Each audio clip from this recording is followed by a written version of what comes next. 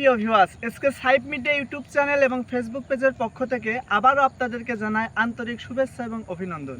প্রিয় ভিউয়ার্স, আপনারা দেখছিলেন আমাদের মরিচ খেতে লস হয়ে যাওয়ার পরে আমরা এখানে তরমুজ লাগাইছিলাম।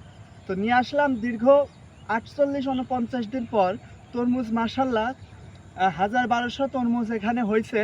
তরমুজগুলো এখনও বড় হবে, কিন্তু যেহেতু খেয়াল করলে দেখতে পাবেন চারিদিকে ধানের ক্ষেত হওয়ার কারণে এখানে পানি বেশি হওয়ার কারণে তরমুজের বেশ কিছু গাছ মারা গেছে। তার মধ্যে থেকে একটি তরমুজ আমরা আজকে উত্তোলন করব। আশপাশে সেই তরমুজটাই তুলি। মাশাআল্লাহ, আলহামদুলিল্লাহ, দেখছেন কি সুন্দর লাল হয়েছে। এই রাকিব, এদিকে আসো।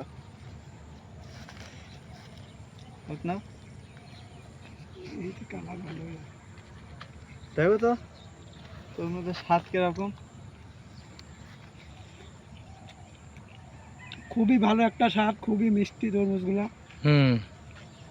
বাজারের অন্য জাতের তুলনায় এখন যে এর আগে তো খাওয়ালাম, কিনে হচ্ছে ভালো কিনা? হ্যাঁ, ওর থেকে ভালো আছে। এখনো তরমুজটা পরিপক্ত হয় নাই। আশপাশে যেহেতু খেয়াল করলে দেখবেন চারিদিকে ধান লাগানো, এই কারণে পানির চাপ অতিরিক্ত হওয়ার কারণে ভুঁয়ে পানি ঢুকে যাওয়ায় বেশ কিছু গাছ মারা গেছে। সেই মারা যাওয়া গাছের একটা তরমুজ আমরা কাটছি। আরও যে তরমুজগুলো আছে আশা করি এসে বড় হবে এবং সুন্দর হবে। পরিপক্ত হইলে মিষ্টিরটাও ইনশাল্লাহ বাড়বে। তো আজকের ভিডিও এই পর্যন্তই। আমাদের সাথে থাকার জন্য ধন্যবাদ। আমাদের কৃষিভিত্তিক এই সমস্ত ভিডিও যদি আপনাদের পছন্দ হয়ে থাকে, আমাদের চ্যানেলটি সাবস্ক্রাইব করে লাইক কমেন্ট করে পাশে থাকবেন ইনশাল্লাহ।